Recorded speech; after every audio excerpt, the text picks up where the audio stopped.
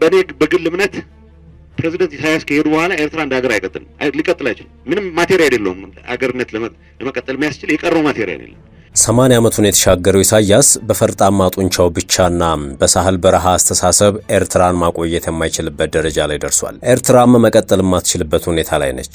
ኤርትራ ከኛ በፊት የመቆም አቅም የላትም። በሰዓታት አስመራ መግባት እንችላለን። ይህ የጠቅላይ ሚኒስትር አብይ አህመድ የአፍሪካ ቀንድ ጉዳዮች አማካሪ አቶ ጌታቸው ረዳ ትላንት በተከናወነ የኢትዮጵያ ብሔራዊ የመከላከያ ኮሌጅ ዓመታዊ የብሔራዊ ደህንነት ኮንፈረንስ መድረክ ላይ ያቀረቡት ጥናታዊ ጽሑፍ ወይንም ዲስኩር ታሪካዊ ከሚባሉት የሚመደብ እንደሆነ እየተነገረ ይገኛል። ዕለታዊ የመረጃ ቅኝታችን አቶ ጌታቸው ባለፉት 100 ዓመታት በኢትዮጵያ የመንግስታት መቀየር ኤርትራ ያላት ሚና አሁን በምን ቁመና ላይ እንደምትገኝ ጥናቶችን አጣቅሰው ያቀረቡትን ንግግር ይመለከተዋል። እንደተለመደው እየሰማችሁን አብራችሁን ቆዩ ብለናል።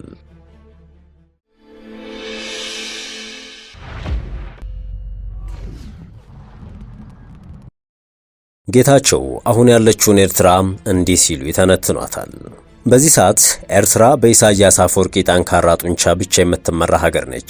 ይህ ሀገርነቷ ደግሞ እስከ መጨረሻው ሊያከትም ጫፍ የደረሰበት ጊዜ ላይ ነን ይላሉ። ፖለቲካ በኤርትራ የለም በሚባል ደረጃ ያለ ነው በማለት ሌሎች አምባገነን መሪዎች ለስሙ ተተኪ ያስቀምጣሉ። ኢሳያስ ግን በዚህ የዕድሜው ማብቂያ ላይ እንኳ ተተኪ ማስቀመጥ ፍላጎት የለውም። በተለምዶ የኢሳያስ ተተኪ የሚባለው ሰው 85 ዓመቱ ነበር፣ ከጥቂት ጊዜያት በፊት ሕይወቱ አልፏል ሲሉ ነው የተደመጡት። ካቢኔው ውስጥ ወደ 68 በመቶ የሚቆጠረው ሙሉ በሙሉ ማስታወቂያ ሚኒስቴር ነው በማለት በእንደዚህ አይነት ሁኔታ ሀገሩን እንደ ሀገር መንግስትን እንደ መንግስት ማስቀጠል የሚቻልበት ነገር የለም ሲሉም ተደምጠዋል። በዚያ ላይ በደጋው ኤርትራና በደጋው ክፍል መካከል ያለው ልዩነት ከጊዜ ወደ ጊዜ እየሰፋ የመጣበት የደጋውም ቢሆን በጊዜ ሂደትም ሆነ በስደት ቁጥሩ እየተመናመነ የመጣበት ኤርትራ የመፍረስ አደጋ ላይ ወይንም በእርሳቸው ቋንቋ ብሪንክ ላይ ያለች ሀገር ነች ሲሉ አክለዋል። የፕሪቶሪያው ስምምነት ሲፈረም የመጀመሪያው ቁጣ የተሰማው ከወደ አዛውንቱ ፕሬዝዳንት ኢሳያስ አፈወርቂ በኩል ነው በማለት ምክንያቱ ደግሞ ህወሓትን ሙሉ በሙሉ የማጥፋት ዓላማው ስለተደናቀፈበት ነው ባይ ናቸው። ሆኖም ግን አስደናቂው ነገር አሁን ህወሓትና ሻዕቢያ አብረው እየሰሩ ነው በማለት ይህ ኢትዮጵያን የማጥፋት በአደባባይ የሚነገር አጀንዳን ሰንቀው ነው የሚንቀሳቀሱት ብለዋል። አሰብ ወደብን በተመለከተ ወደቡን የማቆየት አንዳችም ወታደራዊ ፖለቲካዊም ሆነ ጂኦፖለቲካዊ አቅም የለውም ብለዋል። ሆኖም ኢሳያስ ወደብ እንዳንጠቀም የሚከለክልበት ምክንያት ገንዘብ ስለሚጠላ ሳይሆን እኛ አሰብ ወደብን ማልማት የጀመረንለት የኤርትራ ወጣት ውሎ አዳሩ የሚሆነው ኢትዮጵያ ውስጥ ነው ብለዋል። ያ ደግሞ ኢሳያስ እድሜው እስከፈቀደለት ጊዜ ድረስ እንደፈለገ እየረገጠና እየገደለ የሚኖርበት እድል ይመነምናል በማለት ነው የገለጹት። በዚህ ሰዓት ከኤርትራ ሁለተኛው ትልቅ ከተማ ከረን ይልቅ በዩጋንዳ ካምፓላ የሚኖረው የኤርትራ ህዝብ ቁጥር ብዙ ነው የሚሉት ጌታቸው ረዳም ስኬታም የሚባለው የኤርትራ ወጣት ሀገሩን ለቆ የሚሄድበት ሁኔታ ነው ያለው ሲሉ አክለዋል። በዘልማድ ኤርትራ ውስጥ ያለው ህዝብ 3 ሚሊዮን ነው ይባል እንጂ የሚታመኑ ምንጮች ኤርትራ ውስጥ ከ1.9 ሚሊዮን የበለጠ ህዝብ የለበትም ነው ያሉት። በእያንዳንዱ ከ54 የአውሮፓ ሀገራት ውስጥ 30 በመቶ የኤርትራ ስደተኛ አለ ያሉት ጌታቸው ይህ የሚያሳየን ኤርትራን በሳህል ሐሳብ ማቆየት እንደማይቻል ነው ሲሉም ተንትነዋል። በዚህ ሰዓትም የኤርትራ ሀገርነት እጅግ ከፍተኛ ፈተና ውስጥ ነው ያለው በማለት ይህ የህዝብ ቁጥር ቀውስ የህልውና ቀውስ ነው ብለው ነው የሚያምኑት በማለትም የእድሜ ባለጠጎች ብቻ የሚኖሩባት ህይወት በሳዋ ወታደራዊ ማሰልጠኛ የሚጨረስበት ሀገር ሆናለች ሲሉም አክለዋል። በቅርቡ እርሳቸውም ጭምር ወደ አፋር ክልል ድንበር አካባቢ ሄደው እንደነበር በመጠቆም የወደብ ጉዳይ ስናነሳ ስለነበር በአፋር አካባቢም እንቅስቃሴ ስለታየ 38ኛው የሳዋ ወታደራዊ ማሰልጠኛ ምረቃ መርሃ ግብር ሲከወን በወቅቱ ከተከፈቱ ከሰባቱ 5ቱ አፋርኛ ነበሩ ብለዋል። ምክንያቱ ደግሞ በኤርትራ ውስጥ ያለው አፋር ከ100 ሺህ ባይበልጥም ወደ 700 ኪሎ ሜትር የሚሸፍነውን መልክዓ ምድር ግን ይኖሩበታል ብለዋል። የጎሳ መሪዎቹም ኢትዮጵያ ውስጥ እንደሚገኙ አልደበቁም። እናም ኢሳያስ አሰብን በአንድም ሆነ በሌላ መንገድ ለማቆየት የሚያስችል ዲፕሎማሲያዊም ሆነ ወታደራዊ መሰረት የለውም ሲሉም ተንትነዋል። ወደ 700 ኪሎ ሜትር ያለውን ቦታ የሸፈኑ 100 ሺህ የጎሳ መሪዎቹ ኢትዮጵያ ውስጥ ነው ያሉት። በአንድ ወይም በሌላ መንገድ አሰብን ማቆየት የሚያስችል ወታደራዊም ዲፕሎማሲያዊም ታሪካዊም ዲሞግራፊክ መሰረት የለውም። ፕሬዝዳንቱ የጀብሃን እንቅስቃሴ ካዳከመ በኋላ ሻዕቢያን በመሰረተበት የ50 ዓመታት ልምዶ ያዳበረው ከፍተኛ ብቃት አሽከሮችን መሰብሰብ ነው ሲሉ ተናግረዋል። ጌታቸው አክለውም ኢሳያስ በ2010 ከጠቅላይ ሚኒስትር አብይ ጋር ስምምነት ከፈረመ በኋላም ጸረ ኢትዮጵያ ኃይሎችን ከአስመራ አያስወጣም ያሉ ሲሆን ምክንያቱ ደግሞ አንድ ቀን እንደሚጠቅሙት ያውቃልና ባይ ናቸው። ከኢትዮጵያ ጋር ሰላም ፈጥሬያለሁ ብሎ ሴራውን አያቁምም በማለት ከሱዳን ከደቡብ ሱዳን በርካታ ኃይሎችን ሲፈለፍል ነበር በማለት በአንድ ወቅትም ጭምር የስሪላንካ ኃይሎችን አስመራ ውስጥ አስቀምጦ ሲንቀሳቀስ የነበረ ሰው ነው ሲሉ አክለዋል። ለመጨረሻው ዘመናቸው መሰንበቻ ጽምዶ የሚል ጥምረት ፈጥረው ኢትዮጵያ ላይ የዘመቱት ኢሳያስ አቅማቸው ምን ያህል ነው የሚለውን በተመለከተ ደግሞ ጌታቸው ጄኔራሎቹ ፊት እንዲህ ሲሉ ይናገራሉ። ኤርትራ ከኛ ፊት የመቆም አቅም የላትም፣ በሰዓታት አስመራ መግባት እንችላለን የጌታቸው ሌላኛው ንግግር ነው። ኤርትራ አንድ የሰራቸው ምሽግ ከተደረመሰ መቋቋም የምትችልበት አንዳችን ቦታ ወይንም እድል የለም በማለት እኛ የሚጠበቅብን ታንክ እያንጋጋን ወደ መሃል ኤርትራ መገስገስ ብቻ ነው ሲሉም አክለዋል። ስትራቴጂ ዴፕስ የለውም በኔቸሩ ኤርትራ በአንድ አቅጣጫ ከተሰበረ ወደ መሃል ለመግባት ቀናት ብቻ ነው የሚፈልገው፣ ምናልባትም ሰዓታት።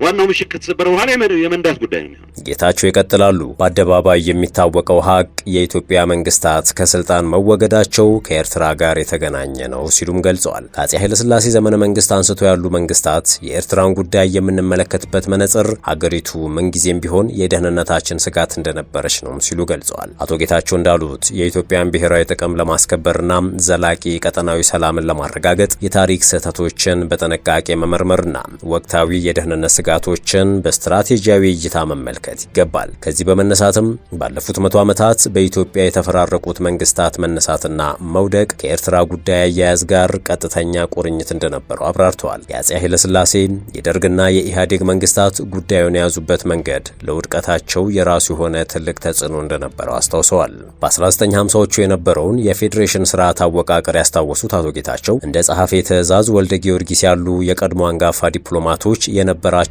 አርቆ አሳቢነት አብራርተዋል። በወቅቱ የነበሩ መሪዎች ዋናው ትኩረታቸው የህዝብን መሰረታዊ ፍላጎት ማሟላት፣ ሰላምን ማስፈንና የጋራ ልማትን ማረጋገጥ ላይ መሆን እንደነበረበት ያምኑ እንደነበር ገልጸዋል። ሆኖም ይህ አቀራረብ በችኮላ ከሚወሰኑ ውሳኔዎች ይልቅ የህዝብ ለህዝብ ትስስርን በማጠናከር ዘላቂ መፍትሄ ለማምጣት ያለመ እንደነበር አስገንዝበዋል። አሁን ባለው ወቅታዊ ሁኔታ የኤርትራ እንደ ሀገር የመቀጠል ስትራቴጂካዊ ስሌት ከኢትዮጵያ አጠቃላይ የህልውናና የደህንነት ሁኔታ ጋር የተያያዘ መሆኑን ጠቁመዋል። በመሆኑም የሀገሪቱን ብሔራዊ ደህንነት በአስተማማኝ ሁኔታ ለመጠበቅ ታሪካዊ ሂደቶችን በአግባቡ መረዳትና የወደፊት ግንኙነቶችን በጥንቃቄና በስትራቴጂያዊ ዕቅድ መምራት እንደሚገባም አጽንኦት ሰጥተዋል።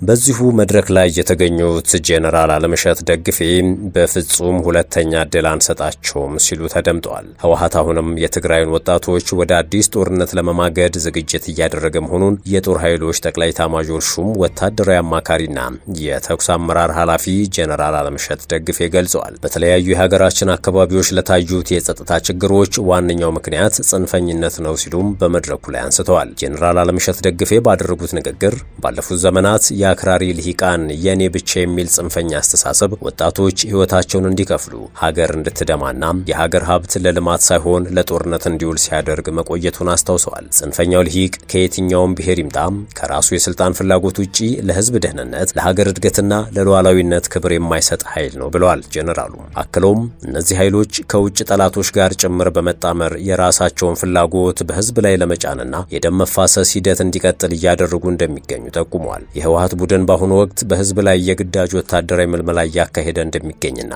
ልክ ከ5 ዓመት በፊት ያደርገው እንደነበረው ሁሉም ዳግመኛ እየፎከረ መሆኑን ገልጸዋል። የቀድሞ የጦርነት ጠባሳ ሳይበቃው አሁንም የትግራይን ወጣቶች ወደ ጦርነት ለመማገድ እየተዘጋጀ መሆኑን ያመለከቱት ጄኔራል አለምሸት ለዚህ እኩይ ዓላማውም ከሀገር ውስጥና የውጭ ጸረ ሰላም ኃይሎች ጋር ችግር ለመፍጠር በዝግጅት ላይ መሆኑን ይፋ አድርገዋል። የኢትዮጵያ ልሂቃን ከዚህ ጥፋት ሀገራችንን ለመታደግ የመፍትሄው አካል ሊሆኑ እንደሚገባም ጄኔራል አለምሸት ደግፌ ጥሪያቸውን አስተላልፈዋል። አክለውም ጥፋት እንጂ የዓላማ አንድነት የሌላቸው ኃይሎች የኢትዮጵያ ዳግም ስጋት እንዲሆኑ እድል አይሰጣቸውም ብለዋል። ዓለማችን ከነጠላ ልዕለ ኃያል ወደ ብዙ ዋልታ የሽግግር ሂደት እንደምትገኝ የገለጹት ጄኔራል አለምሸት ሂደቱ ግን ብዙ ስብስብና አስቸጋሪ የጸጥታ የደህንነት ሁኔታዎችን አስከትሏል ነው ያሉት። አሁናዊ የቀጠናውን ሁኔታ ስንመለከት እድልም ስጋትም ይዞ የመጣ በመሆኑ እኛም እንደ ሀገር እድሉን ለመጠቀምና ስጋት ሆነው ለሚመጡ ችግሮች ደግሞ ምላሽ ለመስጠት ዘመኑን የዋጀ ጠንካራ መከላከያ ሰራዊት እየገነባን ነው ሲሉም ገልጸዋል። በተለይ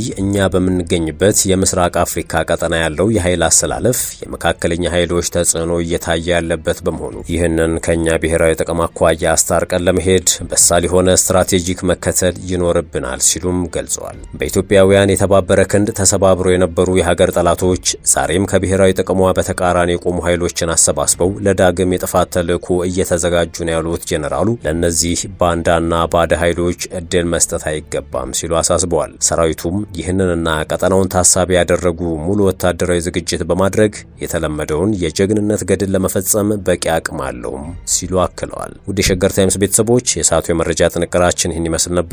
ስለተከታተላችሁን ከልብ አመሰገንን። በያላችሁበት ሰናይ ጊዜን ተመኘን።